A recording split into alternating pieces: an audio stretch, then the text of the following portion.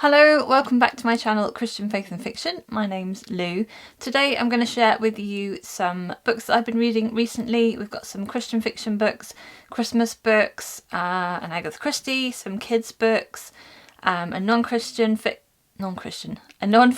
Christian book.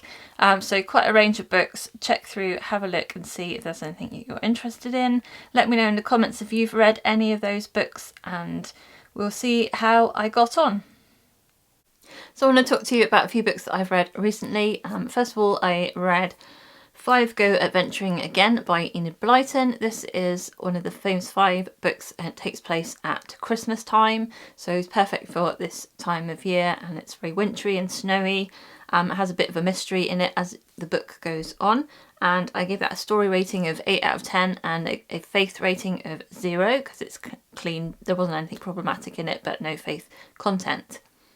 And then I listened to The Ice Children by M.G. Leonard. This was free on Audible Plus and I listened to it there.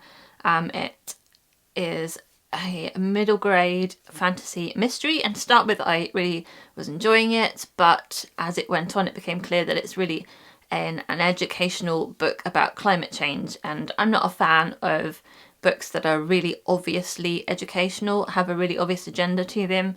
I like it to be a bit more subtle, and that was very much in your face. Plus there was a bit of content in it that I would say is not Christian content. So it had sort of a new agey beliefs about spirit animals, a bit like that going on. So I wasn't totally happy about that. So I gave that one 6 out of 10 for story content and a -2 out of 3 for faith content, just because there are some problematic things that some people might find problematic, and I did. So some people might not do, but I did. And then I have just finished The White Christmas Inn by Colleen Wright. This was a fantastic contemporary romance story. It is set in Vermont in an inn called the Evergreen Inn, and it has lots of White Christmas and Holiday Inn sort of vibes to that. It is following multiple characters. It is set in this inn at Christmas time, and it snows. There's a slow blizzard, and all these different characters get snowed in together, and the blizzard causes them to sort of be stuck there together. And I really love that ton of trope of people being snowed in at Christmas, especially if they don't know each other or there's like different conflicts going on and they have to live in the same place together. It was a really sweet romance. There were several different relationships going on in the book. It followed multiple personalities, POVs.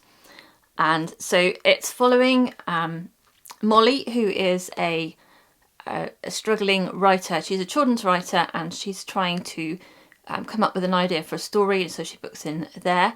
And then there's a guy called Marcus with his 2 girls who gets stuck in the snow and has to stop there and bunk down there. And then there's Hannah, who is due to be getting married at Christmas there, and there's all sorts of problems going on with that. And then there's Luke, who she used to know when they were children.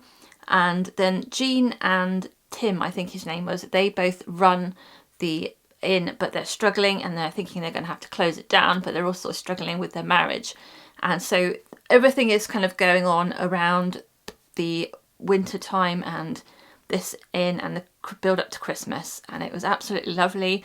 It's going to go on to my favourites list for Christmas books. I was told it was a clean book, but actually there was, like, I think I counted 3 references to the Christian version of Christmas and somebody's faith briefly.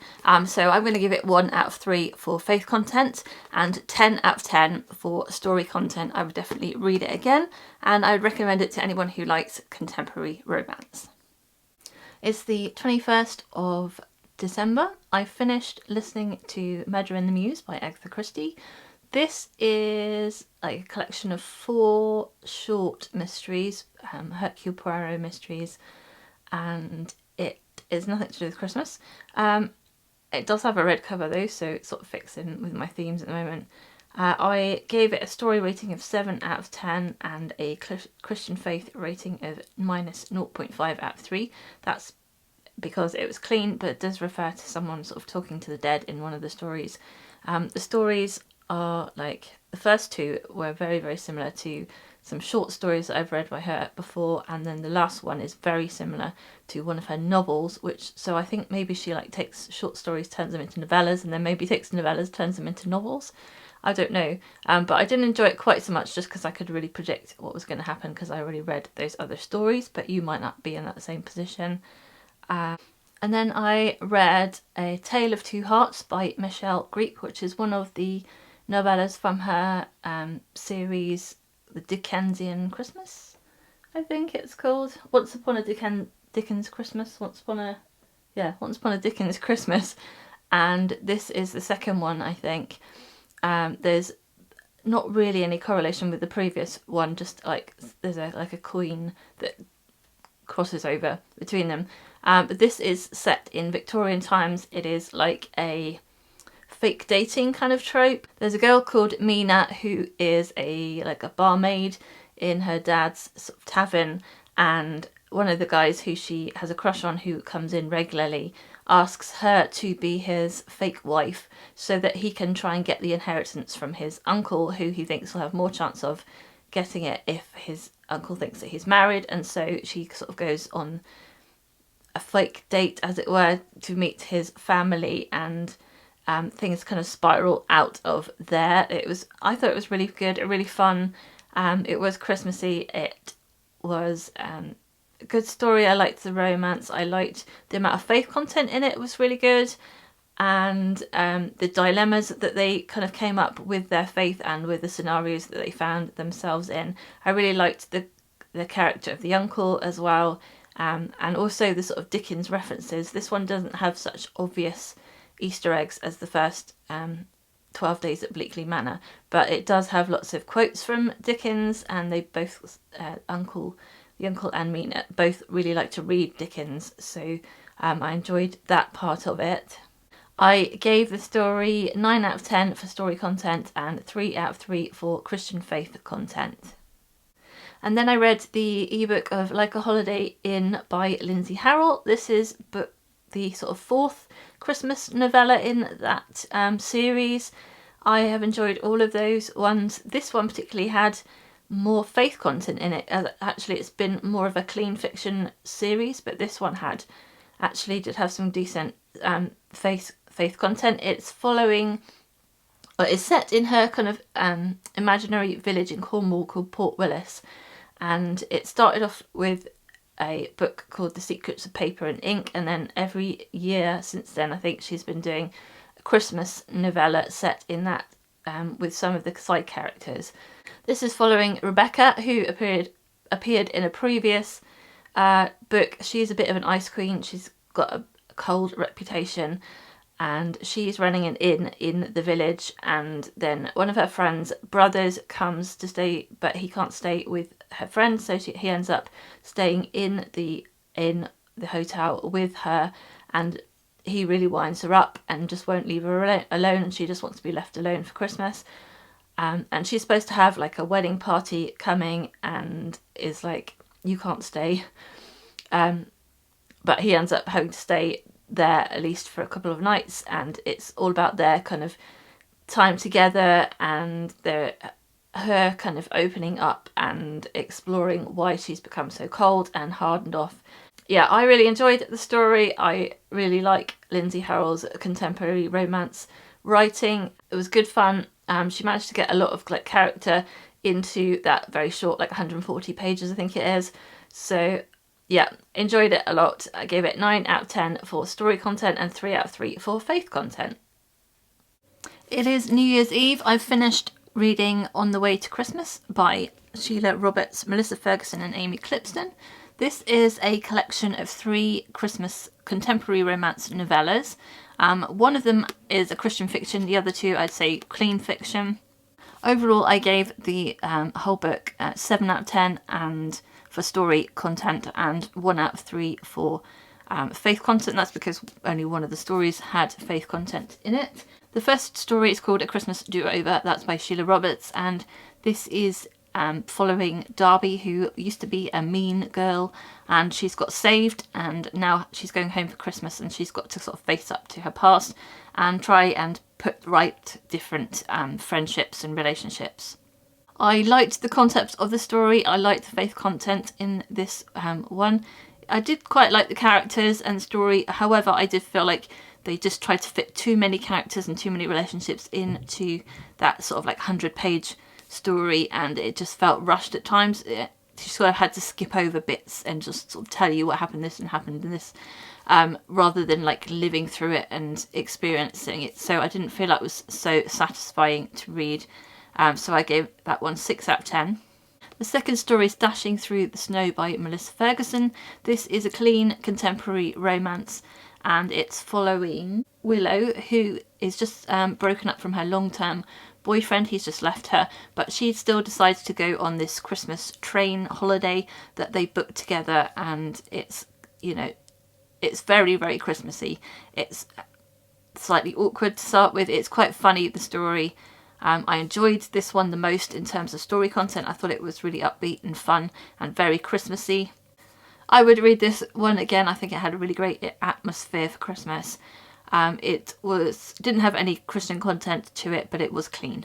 And finally, A Perfectly Splendid Christmas by Amy Clipston is following Casey, who is helping out her sister's bakery. She's sort of working from home, but she usually lives in the city, and she kind of reconnects with someone she knew when she was a child, who is a music teacher who wants to stay in Splendid Lake. And I believe there is a story that she's already written a book set in Splendid Lake, and I think if I had read that book, I might have been a bit more connected to the place and the people that are sort of mentioned in it. I enjoyed the romance. I enjoyed the dynamics of Casey's family and the story. I felt they paced it well, and I gave that one 7 out of 10. And the previous one I gave a 9 out of 10 for story content, and both that one and the last one were clean fiction. So I've just finished reading The Architect by Jonathan Starrett. I got a free copy of this through NetGalley. I requested a copy, and Tyndale were kind enough to let me have an advance copy, so thank you for that. I think it's releasing on February the 7th, 2023, and it's a middle grade Christian. Well, it's hard to describe the genre a little bit. It's like historical. It feels like 1920s, 1930s, but it's dystopian, kind of. There are zeppelins in the sky. There's like, people are afraid of the zeppelins, and there's like a climate. People are sort of, yeah, I don't know how much to say without like giving away too much of the plot. Let me have a look at what they said in the description. There's a golden rule in Phantom City: no one about when the Zeppelin is out. But one night, 12-year-old Charlie Crane comes face to face with the Zeppelin, and instead of finding trouble, she is awakened. Determined to find the truth in a city plagued with lies, Charlie, along with a quirky band of unlikely heroes, works to free the people of Phantom City from the clutches of a shadowy evil villain. So there's that kind of 1920s feel, 1930s feel of like old cinema, old like flashbulb cameras. Then there's like a superhero type elements to it. There's sort of like quirky technology going on. There's like spies and like thriller and mystery elements to it. It's sort of slightly fantastical in places. I think more whimsical, maybe. But I really enjoyed this book. I enjoyed the setting. It took me a little while to get into the setting and the genre of it. Like, I actually read the first 3 chapters twice through just to get my head around what type of book it was. Once I got into it, I really enjoyed it. I enjoyed the younger characters particularly. One of the older characters I found it a little bit corny, but it is a children's book. It's not meant for me, my age.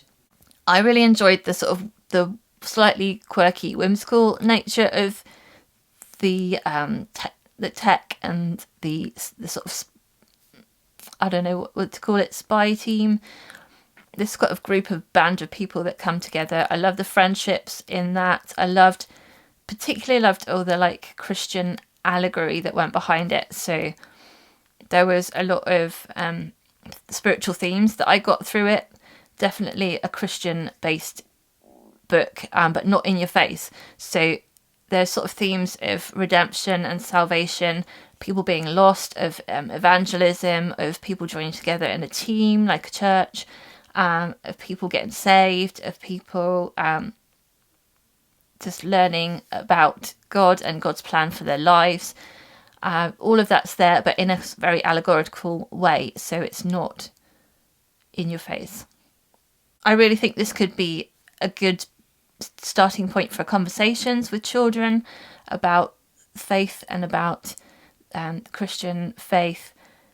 I could see it being used, like parents and children spending time together reading it and then having conversations about it. I could see it being used in a kids ministry if there was like room for reading a book together, I don't know, or in a classroom setting if they wanted to teach about the Bible and God in a more fun way. I definitely appreciated it. So I gave this book a 9 out of 10 for story content and 3 out of 3 for faith content. So I finished reading The Practice of the Presence of God by Brother Lawrence. This is translated by E.M. Blakelock and the foreword by Jennifer Rees-Larkin. I found the central message of this really helpful. It's talking about keeping your mind set on God and just remembering that he's with you all the time. That's the sort of message that I got from it. He was a monk in the 17th century, so some of the book is dedicated to his letters. Are written in like 1680, 1690 sort of time. He was a Catholic monk who joined a monastery wanting to dedicate his life to God, got put in the kitchen because he was not so good at things, I guess.